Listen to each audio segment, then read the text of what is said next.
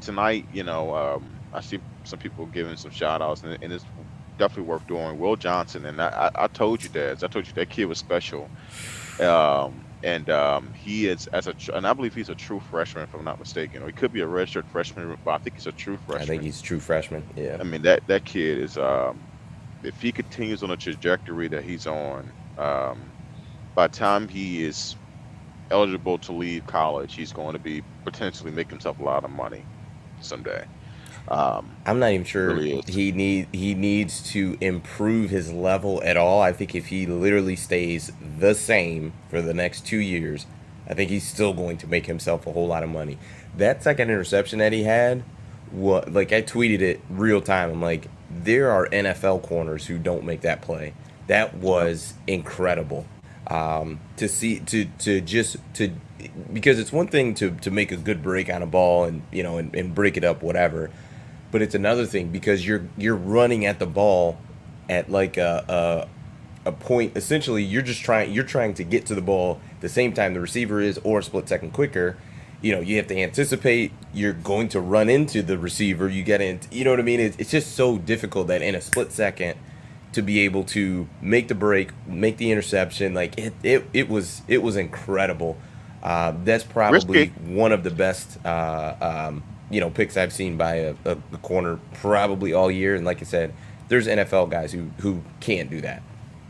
It's interesting, and he seems to have the right mindset with it too. He makes a really good pick. He's checking Jones, who was like clearly their best receiver all day for Purdue, and he has really good coverage. I think O'Connell, who was pretty good all day, honestly, and part of that Hmm. due to, gosh, Jesse Minter's willingness to keep playing a soft zone. And anyway, I digress. Um, you know, he slightly underthrows the ball, and Will Johnson's Wildermans makes an incredible, quick, uh, basically swim to get kind of in front to catch the football for a pick. And then I think the very next drive they test him again. This time Charlie Jones draws a PI. Um, And that was but that was rough. I think Will just kind of got turned around, kind of got lost he a little did. bit. He was in decent position for the most part, even on that play too. He just got turned around a little bit. But then what I liked about it was like I think the following drive was when he got the second pick, maybe the drive after that. Like he bounced back from it and made an incredible play, and he kept his confidence. And so um, it's just, man, when you see high end talent like that, it really gets you excited. On the opposite side of the ball, Des, we heard a lot about Colton Loveland all year, right? 'Cause at first it was Eric All and Schoolmaker, you Hmm. know, um, but you heard about this freshman Colton Loveland, and you heard about how high the mission staff was on him, and boy has he shown it the last couple of weeks. I mean, um, that catch he had today, that is big. That is big boy stuff. I'm not one to really compare anybody to Brock Bowers because I truly think Brock Bowers is that special. There's nobody on his level. But it That catch he reminds had was Brock Bowers esque. esque, That absolutely. esque, yeah. That that No that one's on is Brock Bowers no, level, no, no. but that was But Brock Bowers esque. double That was coverage, incredible. either by intent or by circumstance, double coverage, and he high points the ball perfectly, and it had some zing, and it wasn't just like a lob too. That had some zing to it. Hmm. So he caught the all hands, great body control in the end zone. I mean, you just, man, I that's scary, dude. If your other teams too, when you're seeing Michigan now starting to get some really high end young talent, it's not like this, purely veteran led team that's having their one good run. Now you're seeing like a potential reloading, if you will, of certain positional groups. I mean, think about this.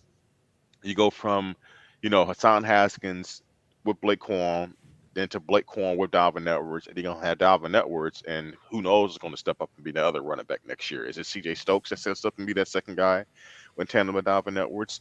I don't know. So we'll see. But I could tell you one thing: the way that this staff has done, It could come via transfer portal too, but what the staff has done and Mike Hart's done with the running backs group is incredible.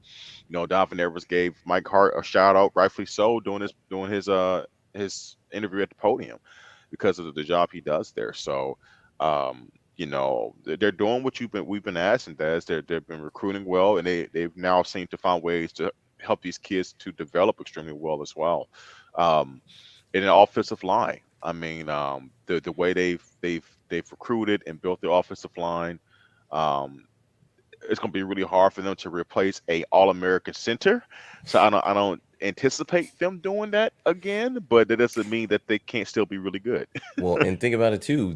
Think about how you got that All American center, right? That was through the transfer portal, Transport that through was the transfer grad portal. Yeah, transfer. So, and not to say that, it's going to be a revolving door that we get every year, but to fill some of those spots. I mean, at the end of the day, like we kind of have to look at this as almost NFL teams, where you look at it like, okay, the young guys that you've recruited, those are almost like your draft picks and the guys that you have on your roster. And the holes that you have, that's going to be that free agency transfer portal, kind of comparison to where can you plug in one or two guys to come in and maybe it's a guard next year versus a center, or maybe it's a tackle, or a pass catcher, who knows. But I think that's gotta be the strategy if you can't hit on all your recruits and everybody that you're looking at for the 2023 team.